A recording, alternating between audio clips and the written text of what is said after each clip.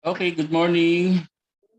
Good morning, sir. We are in module 2 of the 8-hour mandatory safety seminar for workers or employees. So today, ang i-cover natin is the general concepts on occupational safety and health or OSH.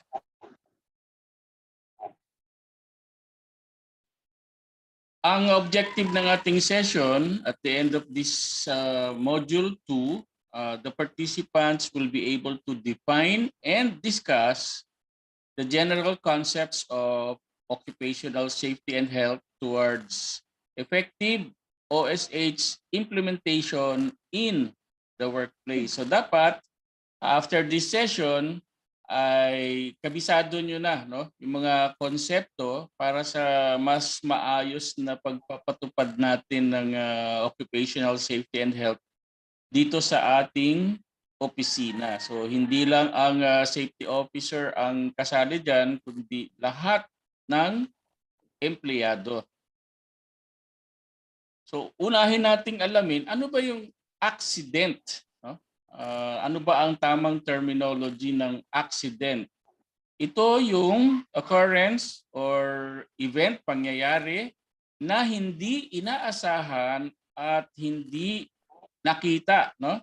Siyempre, wala rin ito sa plano at siyempre, lalong-lalo na hindi natin ito gustong mangyari, ang accident na yan.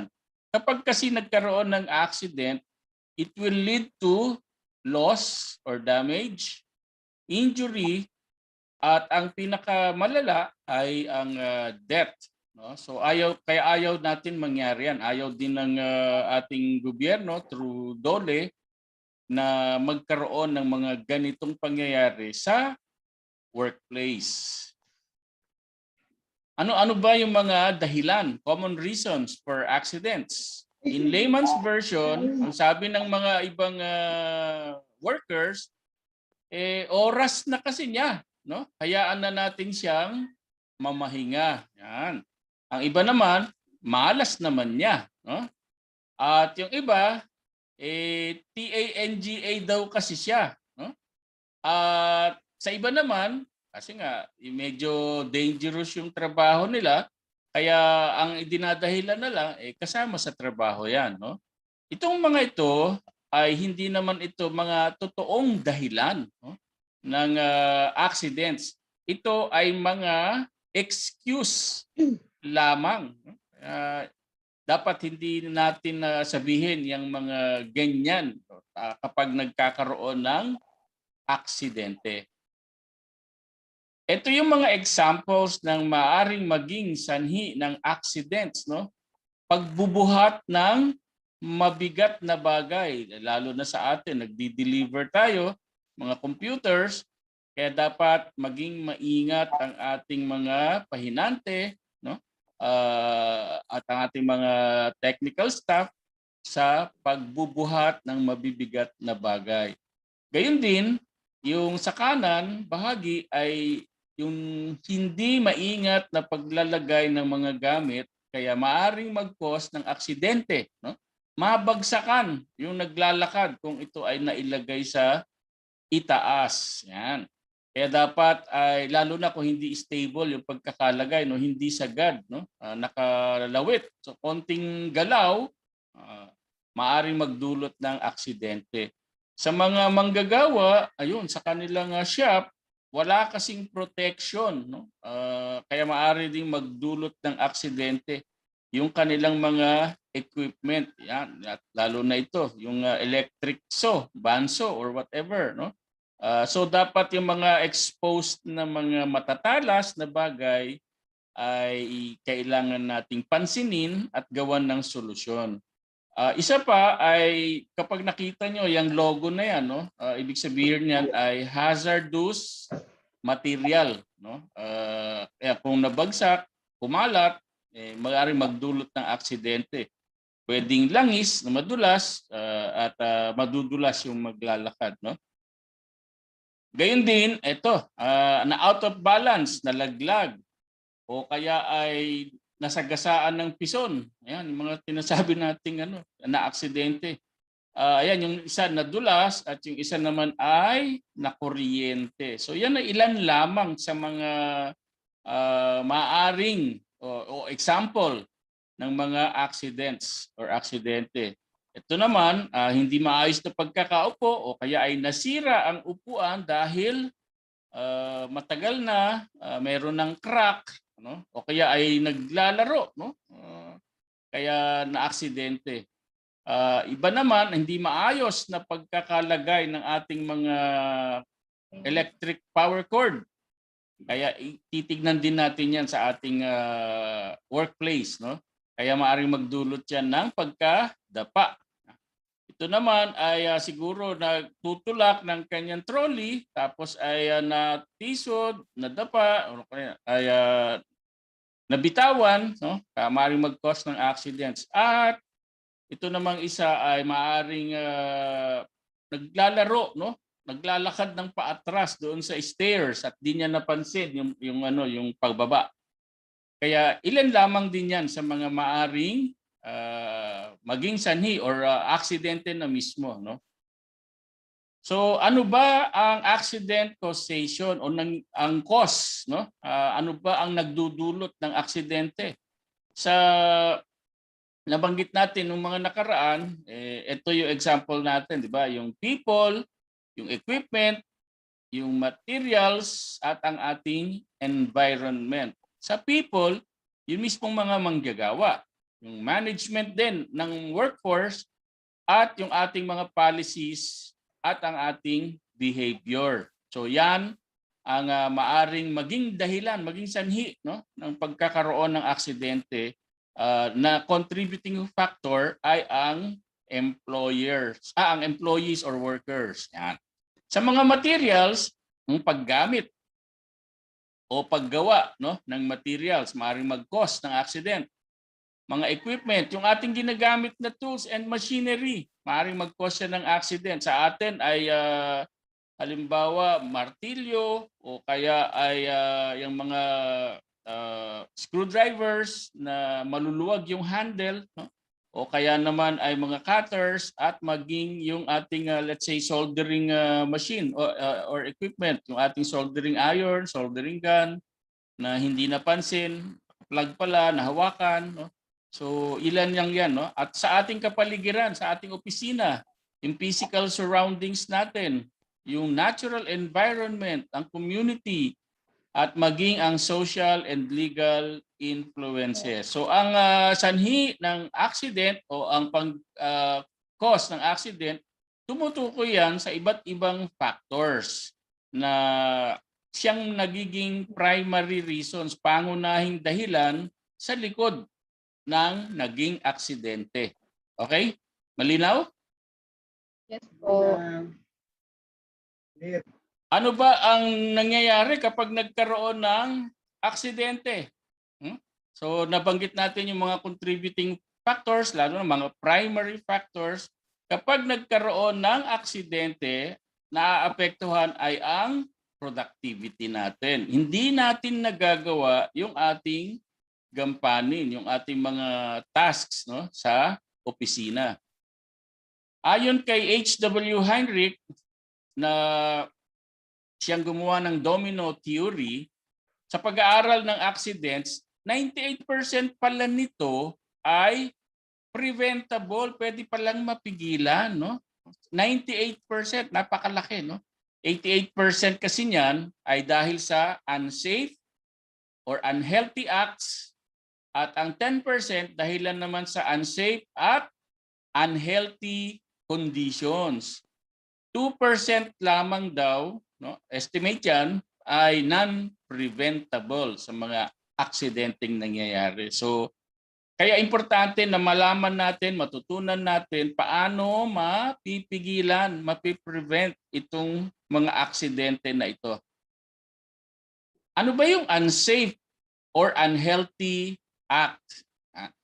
Ang human action na nagdi-depart, ang tawag diyan, lumalayo, no, sa standard or written procedure or common practice, safety rules, regulations, or instructions. Ibig sabihin, ang Unsafety Act or Unsafe Act ay ito yung pagkilos natin, paggawa natin na malayo doon sa isinet na standard or doon sa nakasulat na procedures natin. Ibig sabihin, lumayo tayo doon. Hindi natin ginawa, hindi natin sinunod. Kaya naging unsafe yung ating action.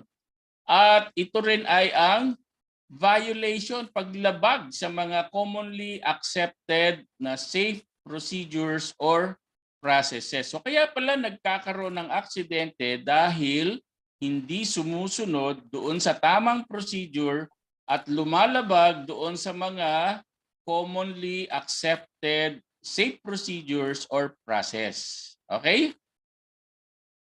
Ano ang dapat niyong tignan bilang mga employees or workers, no? Unang-una, itong mga unsafe acts. Yan. Tignan ninyo yung mga kasama rin ninyo, pansinin ninyo kung sila ba ay nag-ooperate ng equipment without authority.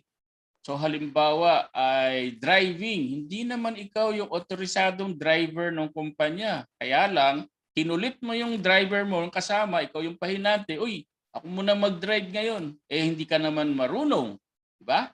O kaya nag-aaral ka pa lang, no? Tapos ay kinulit mo yung kasama mo para gawin yung gusto mo. Yan, operating equipment without authority may lead to accident kasi yan ay isang unsafe act. Okay?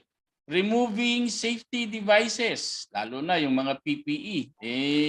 Naghihinang ka, nagwe-welding ka, tapos inalis mo yung iyong personal protective equipment, kaya ayun, namaga ang iyong mata kinabukasan, no? Using defective equipment, ayan, pwede na yan, pagtiyagaan na natin yan, kaysa wala. So, pinilit pa rin gamitin ang defective equipment. Using improper or not using PPE, so halos sa kahalit tulad kanina, at horse playing. Ano ba yung horse playing? May kabayo ba doon? Yung mga tinatawag na naghaharutan, yan, naghahabulan, no? Sa loob ng opisina, nag-horse playing. Ano naman yung mga unhealthy acts? So kanina, unsafe acts, ito, unhealthy na mga acts. Smoking cigarettes in the workplace. Sino ba ang guilty sa inyo dyan?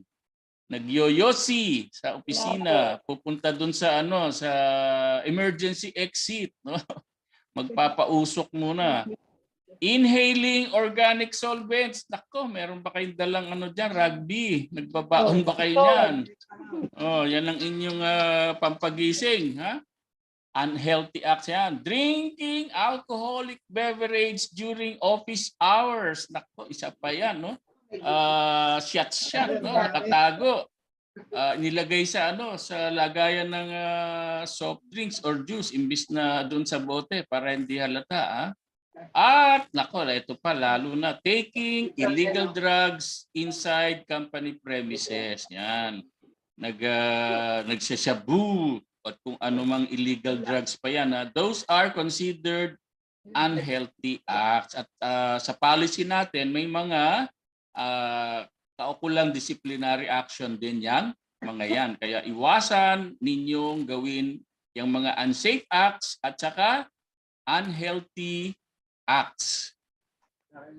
Example, ito ba ay safe? Baka yung van natin ganyan yung nire-repair, ha? Iaangat tapos nandun kayo sa ilalim, ang bait niya kasi nagtipid siya para sa kumpanya, di na gumastos. Kaya lang nilagay naman niya yung sarili niya sa malaking problema, no? Kapag nakakalimutan niya, naatrasan niya yung tukod, goodbye Philippines. So iwasan mga ganyan. Ang unsafe, unhealthy condition naman, kanina acts, no? Ito yung condition naman. The physical or chemical property of a material, machine, or the environment.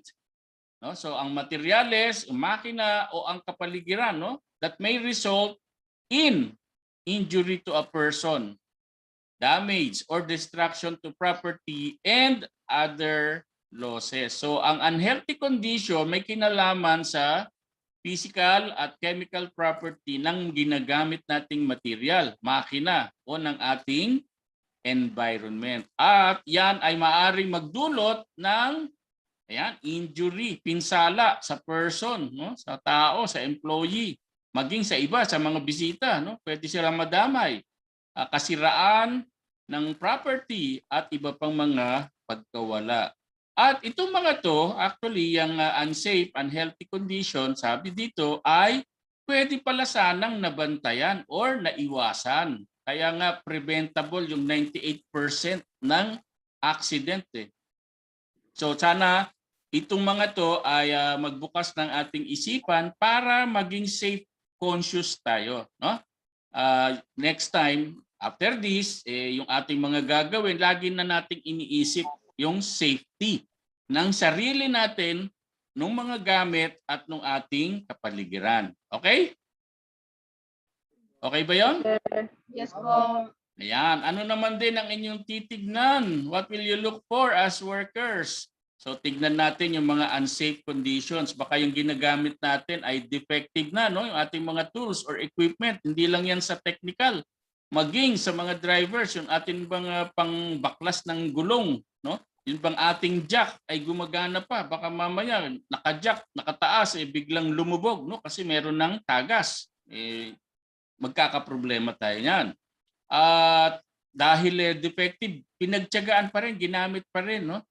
Dapat na iwasan kung hindi ginamit yung sirang equipment or tools.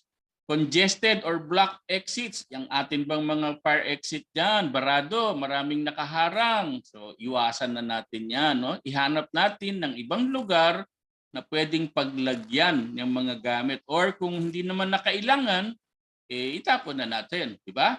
So tingnan natin yan. Napaka-importante niyan, yung mga exits na wag maharangan, at yan ay violation din ng fire code, no?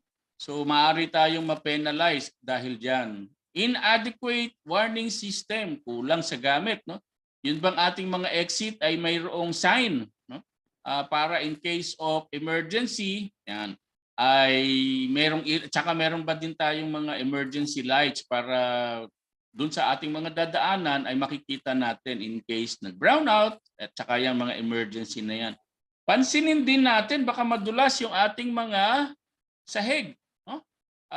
Saan ba yan? Sa atin kasi carpeted naman, doon sa labas, sa lobby, o kaya ay sa CR. Baka yung ibang gumagamit ay nabasa, lalo na kung nagsabon, so madulas yan. Kahit maliit na lugar yan, maaaring madulas ang tao at mabago, no? So ingatan natin, lagi nating papansinin ngayon yung ating mga sahig kung slippery, o kaya minsan yung kaya nagiging madulas, namumuo yung mga molds, no? So lagi nating pansinin yan at i-report natin sa ating supervisor o kaya ay sa ating safety officer. At gayon din mga hazardous atmospheric condition. Ano naman yun? Naku, yung mga let's say mausok, no? O kaya ay maalikabok, yung working area. Yan. So hazardous, no? Hindi maganda sa ating health yung atmospheric condition na yan. Lalo na kung yung lugar din, no, hindi na re-replenish yung ng fresh air kasi walang exhaust, walang bintana, so saradong-sarado yung mga rooms, napaka at sabi nga lang masangsang na yung amoy, no, doon sa loob. Buti na lang sa atin ay may mga bintana naman tayo, ang ating mga CR ay mayroong mga exhaust fan. So make sure lang every day binubuksan natin yung bintana para pumasok yung fresh air, no? At least for the first hour of the working hour natin, at saka natin isara, at saka natin gamitin yung aircon. Okay? Para every day pumapasok yung fresh air. Ano naman yung mga unhealthy conditions? So kanina unsafe, no? Ngayon unhealthy. Ano naman yung unhealthy conditions? excessive noise. Yan. Maingay sa kapaligiran kasi may nagja-jackhammer dun sa ating tabi. Ginigiba yung building, no? Buti na lang ay hindi tayo doon mismo. Kaya yung mga ganon, mga workers doon dapat ay mayroong yung earplug or mga heads, yung earphone or kung ano man para matakpan yung kanilang tenga at hindi ma-expose sa napakalakas na ingay. So, diyan sa atin sa baba, sa inyong room, baka yung mga kapitbahay nyo, yung katabi ninyo sa table ang maiingay. Kwento ng kwento. Dakdak ng dakdak. Chismis ng chismis. Excessive noise din yan. Alright? At inadequate illumination, ventilation. So kapag kulang sa ilaw, syempre madilim, no? Hindi mo nakita yung iyong kinakapa, yung iyong hinahanap. Baka blade na pala yan, gunting na pala yan, nahiwa ka na, no? O kaya ay mainit na bagay na nandyan kasi nagpakulo ka ng tubig or kung ano man, no? Dahil sa kakulangan sa illumination, hindi mo napansin, hindi mo nakita, may mga nakaharang pala, no? Unhealthy condition din ang itinuturing yan. And extreme temperature, naku, nasira yung ating aircon. Napakainit doon sa loob ng room, no? O kaya ay siyempre yung sa ibang mga companies, yung construction or kung ano man na-expose sila sa extreme heat. Hindi lang heat, pwede ring cold, sobrang lamig, sobrang init. Kaya extreme temperature, unhealthy condition din yan, no? So kailangan i-correct, kailangan gawan ng paraan para maiwasan, mapigilan. Okay? Ito ba ay example ng unsafe, no? Na condition. Dapat ito ay fire exit pero anong nangyari? Ginawang stock room, ginawang tambakan, no? Lahat ng hindi na ginagamit or mga equipment. Tapos tingnan nyo sa baba, ang daming wire, no? Naka-plug. So baka overload pa yan, no? So ito yung mga ganitong klase ang iiwasan nating mangyari diyan sa ating fire exit. Okay? Kailangan any time of the day in case of emergency, madaling makalabas ang mga workers, ang mga employees. Okay? So hanapan nyo na ng paraan yan na aalis yung mga harang. So ulit, accidents and illnesses, ano ang cause nito? US at UH. Ano yung US? Unsafe acts. No? UH, unhealthy acts. Yan. So ano ang cause ng unsafe, unhealthy acts? Unaware, unable, unmotivated tayo. Samantalang yung conditions, ito yung mga unnoticed at uncorrected. Hindi napansin, hindi na i-correct. Yan. Kaya yung emergency exit tutukan nyo yan. Okay? Alam nyo ba na ang fatal accident is just the tip of the iceberg? Ibig sabihin, alam natin, yung isang malalang aksidente, ano na yun, grabe na. Actually, sa ilalim niyan, marami ang naging contributing factor. No? Sa isang fatal accident, actually ay mayroong nangyari na at least 10 serious accidents. At bago yon, nagkaroon naman ng 100 minor injuries pa lang. No? At bago yon, nagkaroon ng 1,000 hazardous occurrences. At bago rin yon, sa ilalim pa, pinaka-cause, nagkaroon ng mahigit 10,000 na unsafe, unhealthy acts and conditions. So yun pala yung root cause, no? Yung unsafe at unhealthy acts at conditions. So kung maiiwasan lang yon, yung mga unsafe, unhealthy acts and conditions, kung maiiwasan at maiko-correct, malamang mabawasan din ang fatal accident. Kaya itinuturo sa atin ito, no? Kaya sinisikap ng Department of Labor and Employment na lahat ng empleyado, no? Kaya tawag nga nila mandatory safety seminar. kailangan lahat ng empleyado ay mag-undergo ng ganitong seminar para maging aware sila at maiwasan ang pinakamalala, fatal accident at lalo na ang death. Okay? So bilang mga employees or workers, kailangan natin na ma-identify ano yung mga unsafe, unhealthy acts and conditions dito sa ating opisina. No? So lahat tayo kasali dyan, hindi lang ang employer. Hindi natin pwedeng iasa lang sa ating mga employer. Tayo rin bilang mga employees, kailangan pansinin natin at i-report natin sa ating mga management, sa supervisor, sa manager, sa ating safety officer. At kapag na-identify na natin, ay implement naman natin yung mga control measures para maiwasan itong mga aksidente at pagkakasakit. Okay? Gets nyo? Yes po. So as a review, i-differentiate natin ang kaibahan ng unsafe, unhealthy acts at saka unsafe at unhealthy conditions. Okay? Ano nga ba? Ulit. Ayan, unsafe conditions, kapag defective ang mga tools equipment, kapag may harang yung mga exits, wala tayong warning systems, yung mga madudulas na sahig, mga atmospheric condition, yan ay unsafe condition. Yung unhealthy condition, sobrang ingay, kulang sa liwanag, kaya pansinin niyo sa inyong lugar, baka madilim, no? Although may mga ibang employees na gusto nila madilim, sino yun? Yung mga artists, no? Gusto nila madilim talaga sa lugar nila, nakafocus lang sila doon sa computer. Pero importante sa mas maraming employees na dapat maliwanag yung kanilang lugar. And unhealthy condition, ano pa? Extreme temperature. Sobrang init or sobrang lamig. Okay? So yan yung mga conditions. Yung acts, ito yung ginagawa natin bilang mga employee, no? Gumagamit without authority, inaalis yung mga safety device, gumagamit ng defective equipment, at hindi gumagamit ng mga personal protective equipment. Kung gumamit man, improper, di ba? Sa face mask. O, hindi nakatakip yung ilong, yung bibig lang. O kaya ay walang ginagamit na face mask. No? So importante yan sa atin. At yung paghaharutan, horseplaying. Ano pa yung mga acts?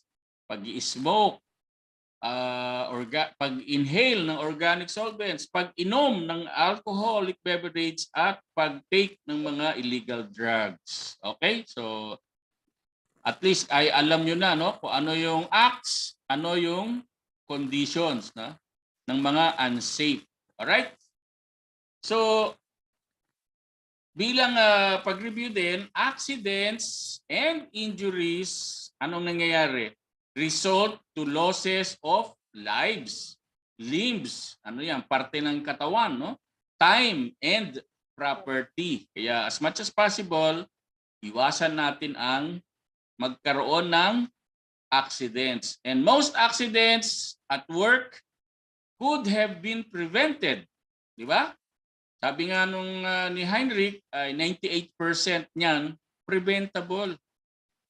Unsafe and unhealthy acts and conditions in the workplace must be addressed. So kailangan tugunan natin, no? Kapag may napansin kayo mga unsafe at unhealthy acts at conditions, kailangan nating solusyonan. Okay? So i-report niyo, huwag kayong mahiyang mag-report sa mga supervisor or sa safety officer natin. Yan, kay Marge.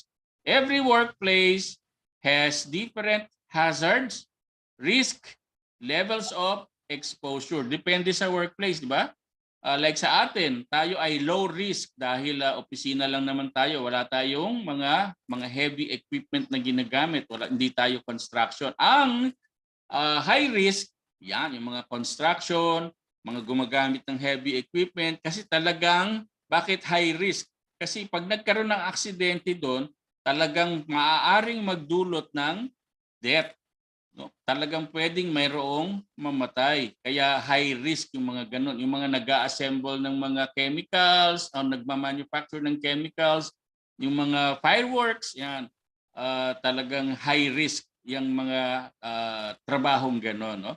So, dapat i-tailor fit natin yung ating OSH, Occupational Safety and Health Response, doon sa ating risk classification. Okay?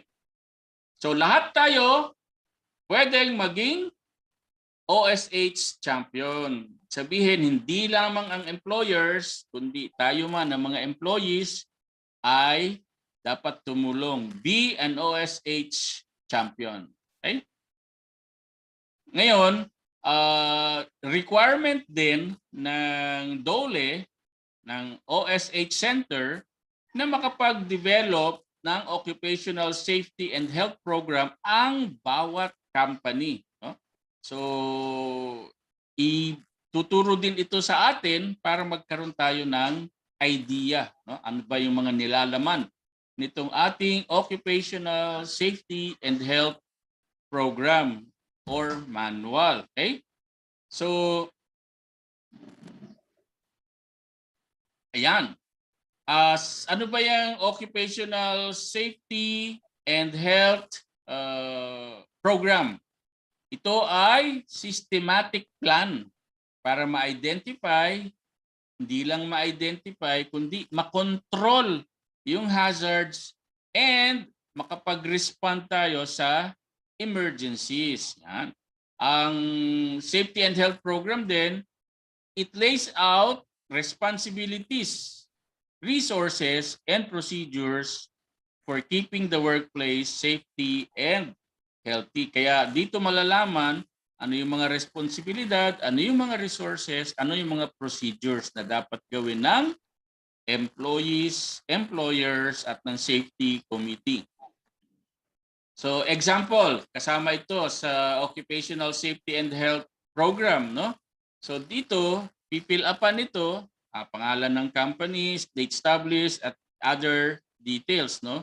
Andun yung description ng business, anong klase, ano yung mga produkto, ano yung mga services. Kasi ito mag-identify kung anong klaseng company tayo, kung low risk, medium risk, or high risk, no? Nandiyan din yung number of employees, pati male at female ay i-classify, no? Para malaman kung alin ang mas marami, makakapag-adjust yung ating safety and health program na may kinalaman diyan. Kasi bakit sa female, sila kasi yung pwedeng maging mother, di ba? So kailangan ng lactating area para sa kanila. Kaya ganon. Ang commitment to comply with OSH policy, ito naman yung kasulatan na sinusuportahan ng management, no, ng ating owner, executive, yung ating president, no. Kaya i-indicate diyan yung company, tapos ito na tayo ay nagko-commit to comply with the requirements of Republic Act 11058 and DOLE Department Order 198-18, kasama na yung implementing rules and regulations and the applicable provisions of the occupational safety and health standards. Yan.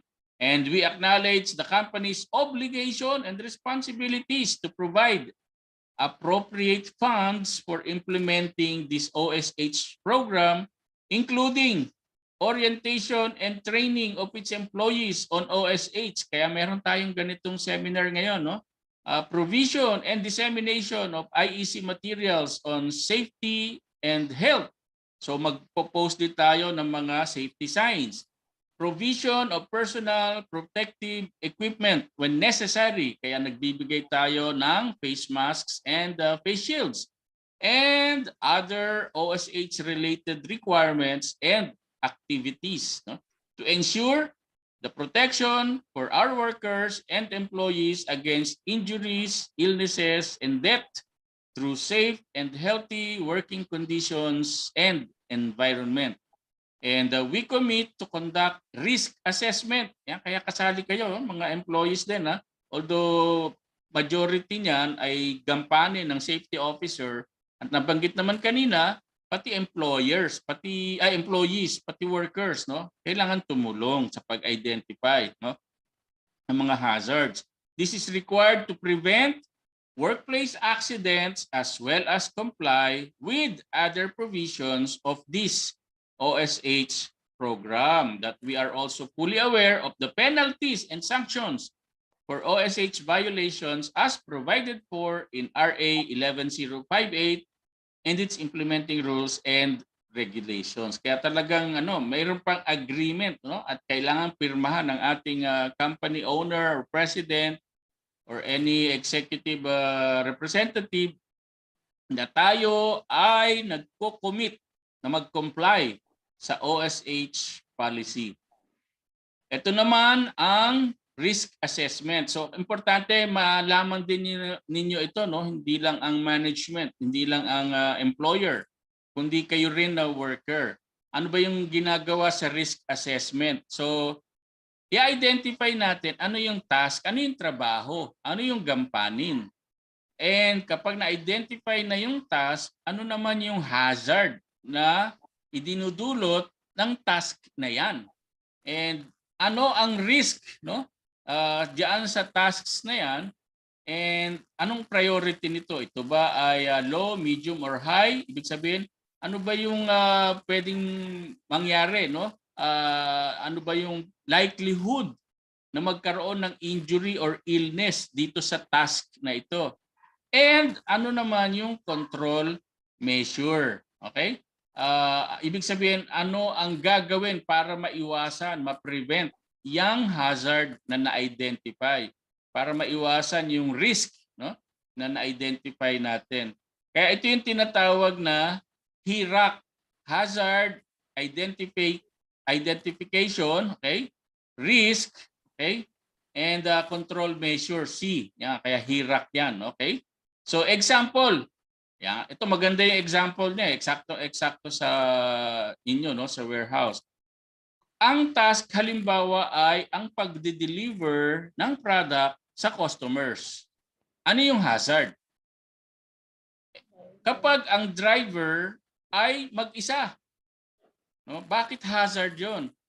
Kasi ang risk may be unable to call for help if needed. Wala siya kasing kasama. So walang maaring humingi ng tulong in case of emergency.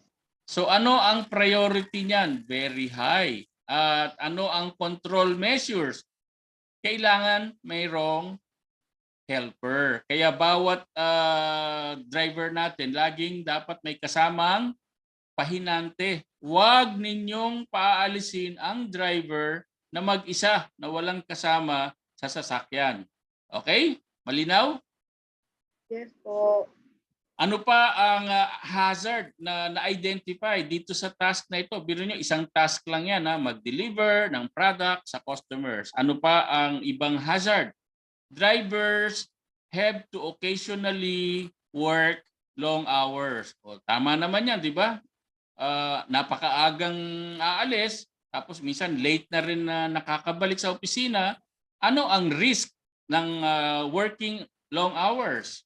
So possible ay fatigue, no, pagkapagod, and short rest time between shifts. Kung shifting tayo, okay? And ano ang priority nito? Medium lang, no? Identified na medium lang, hindi naman high. Ano ang control measure? Dapat magkaroon ng policy na mayroon din silang work break, okay? So kaya meron tayong lunch break, okay? Meron din tayong mga merienda break. So minsan imbis na magmerienda, pwedeng mag-nap, no? Para maka-recover sa fatigue. So yan yung ating mga solusyon. Ano ang solusyon? Policy. So meron tayong rules, company policy na para i-implement, para maiwasan yung pagkapagod, sobrang pagod ng ating mga drivers. Ano pa? Ano pa ang hazard? Drivers are often in very congested traffic. Naku, bumabalik na yan, ha? So, Ano ang risk kapag ka laging nasa traffic? Increased chance of collision, so aksidente. And longer working hours kasi sa traffic hindi agad makabalik sa opisina. Yung increased chance of collision, anong priority? Hindi naman masyado, no? Low lang naman siya. Bakit? Kasi may control measure naman dyan na road safety program. Mag-ingat lamang. Huwag tumutok. And iwasan din ang overspeeding. Okay? Sa longer working hours naman, medyo medium din ang priority niyan. Ano ang control measure? Mag-implement tayo ng work break. Okay? So observe ninyo yan At additional hazard pa na identified dito sa task pa lang na delivering products, drivers or even pahinante have to lift boxes when delivering product. Ano ang risk? Ayan, back injury, no? Dahil sa maling pagbubuhat. Dahil sa pag-abot, no? O kaya ay pagkakarga. Lalo na yung mabibigat na items. Nako-compress yung ating spinal cord. So magkukos yan ng back pain. O kaya ay mapupuwersa yung muscle, no? Sa pag-reach. Minsan nababanat, napupunit pa, no? Yung muscles, pwedeng mangyari yan. And ano ang priority nito? Ano ang likelihood ng injury dito sa task na ito, no? Medyo mataas. Kasi nga ano yan pagbubuhat, abot, okay? Ano ang control measures? Turuan. Bigyan ng proper orientation sa lifting, okay? So paano ba 'yon? 'Di ba dapat ang gagamitin sa pagbubuhat ay ang binti para iangat, no? Hindi yung likod, hindi yung iyong likod ang pupersahin mo para buhatin ang isang item. Okay? Dapat uupo ka, hahawakan mo yung mabigat na item at saka ka tatayo. Okay? Para yung legs mo ang bumubuhat, no, ng weight, ng bigat ng kinakarga mo.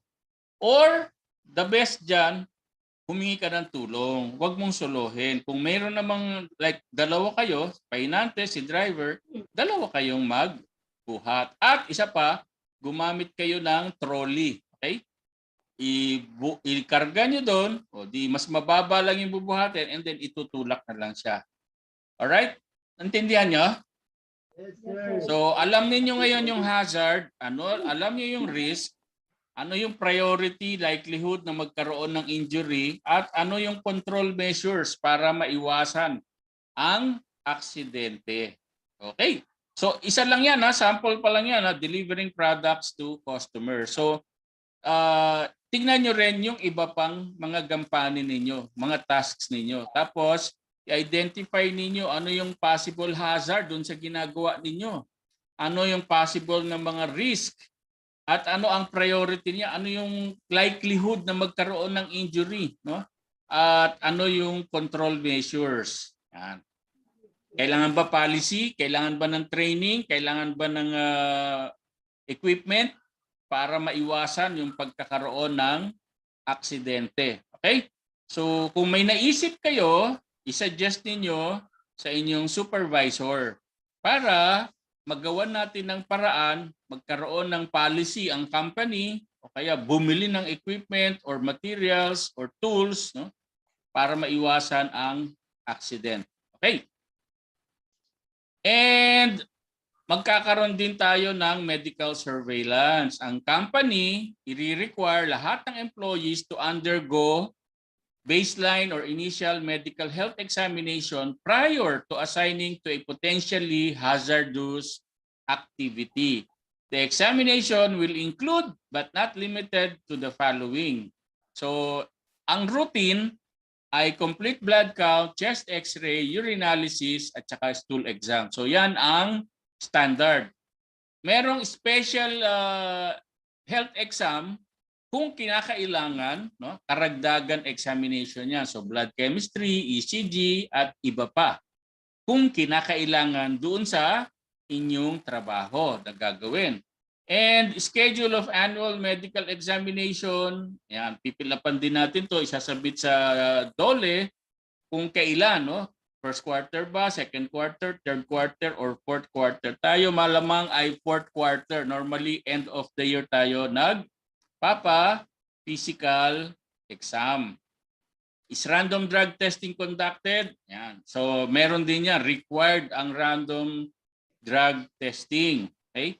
And first aid, healthcare medicines, and equipment facilities. Meron bang treatment rooms, first aid rooms sa ating company? So sa atin ay nag-designate na tayo ng isang lugar, okay? Para maging first aid room or treatment room. Meron bang clinic sa workplace? Sa atin wala, pero meron tayong health card at meron tayong accreditation sa mga clinics na malapit sa lugar, no? Sa atin, napakalapit lang. What hospitals are you affiliated with? Ayan. So, yung Makati Medical Center ay accredited naman tayo dyan, yung ating ginagamit na health card. Okay? So, make sure lang na gamitin niyo yung ating mobile application. No? Install nyo na yun sa inyong mobile phone para in case of emergency ay madali kayong maa-admit doon sa hospital. Health programs for the promotion, prevention, and control.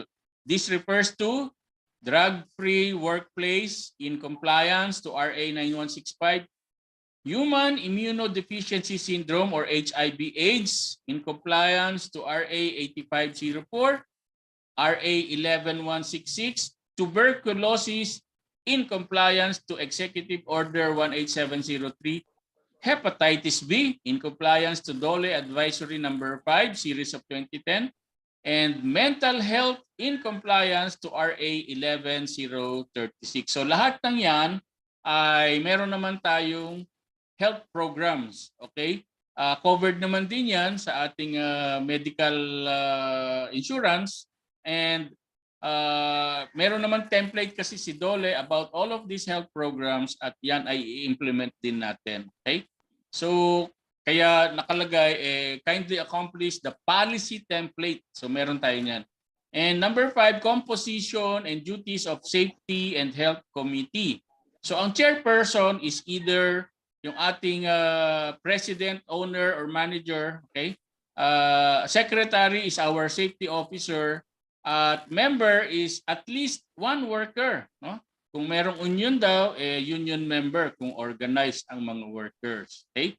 So, ang Safety and Health Committee of the company is responsible to plan, develop, and implement OSH policies and programs. Sila rin ang magmo-monitor, mag-evaluate ng OSH programs, and investigate all aspects of the working or all of the work pertaining to the safety and health of all the workers. Okay? So, ang workplace policy and program on promoting workers' health and ensuring prevention and control of health-related issues and illness, again, ito ay policy program na pipirmahan ng presidente, ng owner or manager, at ng representative ng employees. Okay? So nabanggit na rin ito halos kanina, yung the company shall ensure that workers' health is maintained through the following company programs and activities. Magkakaroon ng orientation and education of employees, which is ito yung ginagawa natin. Access to reliable information on illness and hazards at work. Meron tayong mga safety signs. Referral to medical experts for diagnosis and management of illness or health-related concerns. Meron naman tayong medical insurance, so very accessible ang mga hospitals and clinics sa opisina natin, no? And provide health-related programs such proper nutrition and exercise activities that are made available to the workers. Yan. So yan naman up to the workers then or employees, no, kung gusto niyo magkaroon after office hours, before office hours, magkaroon ng exercise activities. Kaya kung mapapansin niyo, 'di ba sa mga construction, lalo na yung malalaking company, every morning bago sila mag-start, nagkakaroon muna sila ng exercise activities. And sa opisina rin natin, meron tayong mga dispenser, water dispenser for your whole hot and cold drinks. Okay? So para hindi rin tayo na-dehydrate. Okay? So provided yan ng ating company. In addition, company policies to protect workers' rights arising from illness shall be guaranteed. The company shall promote the following workers' rights. Confidentiality. So kung mayroong magkasakit, lalo na at malala, huwag niyong ipagkakalat. Bawal yon. Non-discrimination including non-termination. So porke nagkasakit, hindi pwedeng i-terminate ng company. No? Dapat non-discrimination. Work accommodation following a course of illness. So kung nagkasakit, nagka-COVID halimbawa, no? Siyempre i-accommodate pa rin natin yung kanilang pagbabalik. Provided meron silang health certification na sila ay fit to work. Okay? And assistance to compensation. Ayan. Tayo naman, nagpo-provide din naman tayo ng mga allowances and maging yung tinatawag natin na ECC, Employee Compensation Commission. Pwede kayong mag-avail ng inyong allowances, no, for not being able to go to work dahil sa accident or illnesses. For medium to high risk establishments, yan, ito ang dapat na composition ng kanilang safety committee. Tayo dito sa Joint Coordinating Committee dahil nasa isang building tayo na may 2 or more establishments. Okay? So diyan tayo mag-fall sa Joint Coordinating Committee. OSH personnel and facilities. So identify lang sino yung safety officer at anong klaseng training ang kanyang na-avail. 8 hours, 10 hours, or 40 hours. And for emergency occupational health personnel and facilities, so ililist din dito ang competent emergency health personnel within worksite. Dito naman ay dahil nga meron tayong medical insurance at meron tayong agreement with the nearest hospitals and clinics, ay yun ang ating magiging health personnel and facilities. Safety and health promotion, training and education provided to workers, orientation of all workers on OSH. So this is ongoing.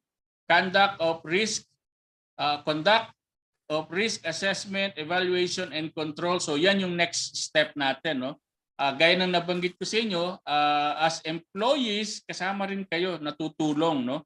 Para i-identify yung hazard, yung risk, i-evaluate ito at paano ang mga control measures na gagamitin. Okay? Accident, injury, incident investigation, recording, and reporting. So, this is a requirement ng DOLE rin. Any dangerous occurrence, major accident, resulting to death or permanent total disability shall be reported by the company to the DOLE regional office within 24 hours from occurrence using the prescribed form. Ito yung tinatawag na Work Accident Incident Report or WAIR. After the conduct of investigation, the company shall prepare and submit work accident report using the prescribed form. Moreover, other work accidents resulting to disabling injuries such as permanent, partial disability, and temporary total disability shall be reported to DOLE Regional Office within 30 days after the date of occurrence of accident using the DOLE prescribed form WAIR or Work Accident Incident Report. All near misses shall be recorded and reported. Meron na tayong logbook for this, no? So let's say nagkaroon kayo ng accident, near misses, i-report nyo sa inyong supervisor para mailagay sa ating logbook. A system for notification and reporting of work accidents including near misses within the company shall be developed and reviewed by the OSH committee. Okay. So parang ganyan, report submitted and then date. So doon sa ating logbook, yan, ECC logbook, dapat lagi ninyong ilalagay anuman na incident, okay? Whether near misses or fatal or major accident, isusulat po natin yan doon. Provision and use of PPE. So nag-i-issue naman tayo. Ano yung PPE provided? Number of workers given. So ilan yung ating employees. Safety signage. Importante ito na ma-print na natin yung ating safety signage. Include warning to workers and employees and the public about the hazards within the workplace. So ilalagay natin yan dun sa entrance, no? Doon natin siya ididikit. Mas maganda kung ma-laminate para tumagal. Hindi yung mga punit-punit lang yung ating safety signage. Okay? And i-attach natin ng picture kapag naidikit na yung safety signage doon sa ating front door, sa tables na affected areas, no? I-attach natin yan diyan sa ating report. Okay? And dust control and management regulation on activities such as building, temporary structures and lifting, etc. ay hindi naman applicable na sa atin. Right? So workers, facilities provided, meron bang adequate supply of drinking water? Meron. Sanitary washing facilities, meron tayo. Suitable living accommodation, wala naman tayo niyan, wala tayong in-house ang tawag doon. Na natutulog diyan sa office, no, bawal naman 'yon. Separate sanitary washing, so hindi na rin applicable 'yan. Location, lactation station, eto kaya tinatanong kung ilan yung female. This is for the mothers, no? Kung kailangan nila ng lactation station, meron tayo niyan. Ramps, railings and the like, okay, sa building yan. Other workers welfare facilities as prescribed by OSHS. Yan, kung meron man, ipo-provide naman natin, okay? And emergency and disaster preparedness, written emergency and disaster program, yes, types and number of drills conducted. This is being conducted by our building administration. So sila ang nagse-set niyan. Okay? Solid waste management system, ayan. Meron naman din sa building and tayo meron tayo every day, di ba? Yung ating mga basura ay kinokolekta at inilalagay doon sa building waste management system. Okay? Compliance with reportorial government requirements. So we're doing this control and management of hazards. Yan yung ating next step, yung HIRAC, hazard identification and control. Risk assessment and control, okay? Prohibited acts and penalties, sanctions for violations on OSH. Alright. So, example lang ito ng company violation policies, okay? So, importante rin ito, idadagdag natin ito sa ating company policy.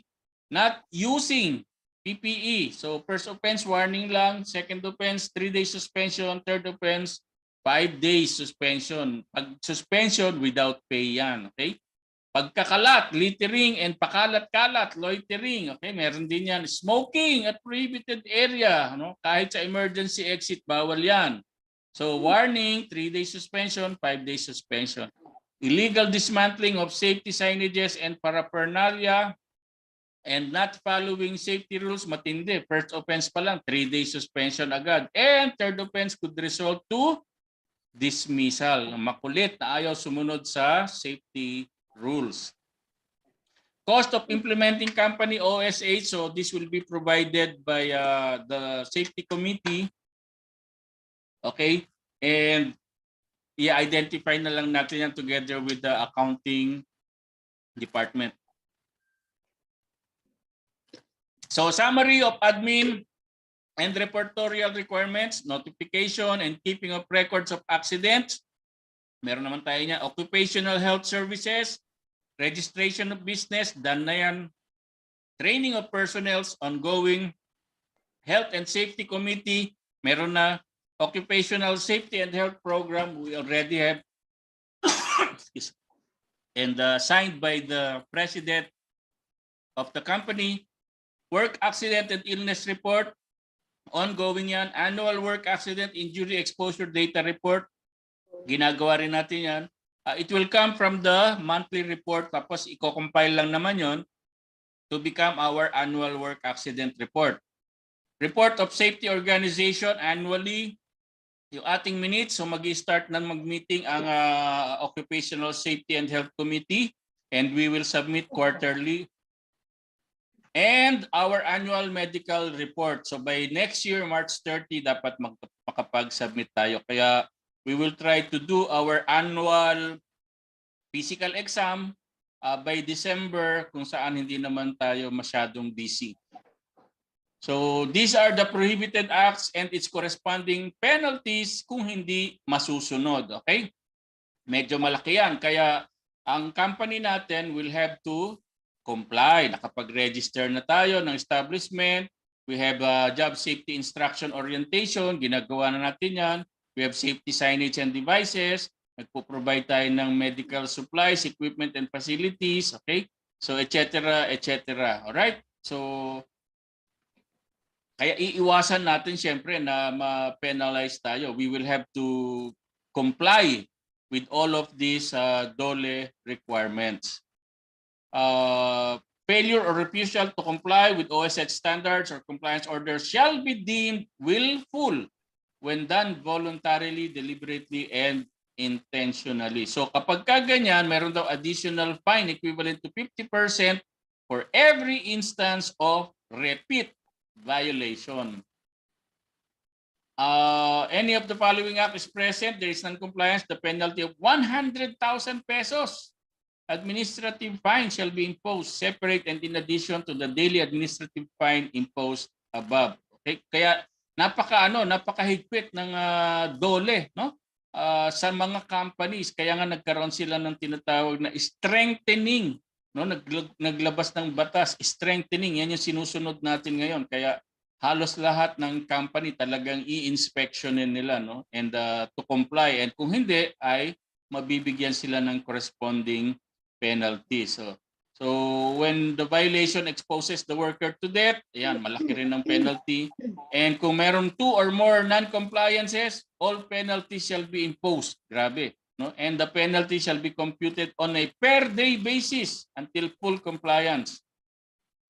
The regional director, after due notice and hearing, impose the appropriate administrative fines. Ayan. And fines collected pursuant to this rule shall be utilized for the operation of OSH initiative. So hindi naman yan gagamitin lang kung saan-saan. Babalik din yan sa OSH initiatives ng DOLE. So enforcement is one response but not the only response. Okay? And lahat tayo ulit pwedeng maging OSH champions. Tumulong tayo sa ating company. I-identify natin yung mga hazards, yung mga risks. Tumulong tayo sa ating mga safety officers and supervisors dahil mas tayo ang naka-expose diyan sa mga risks na yan. Okay? Kaya tumulong tayo para ma-correct, okay? Mapigilan yung accidents. All right? So that's it. Thank you very much.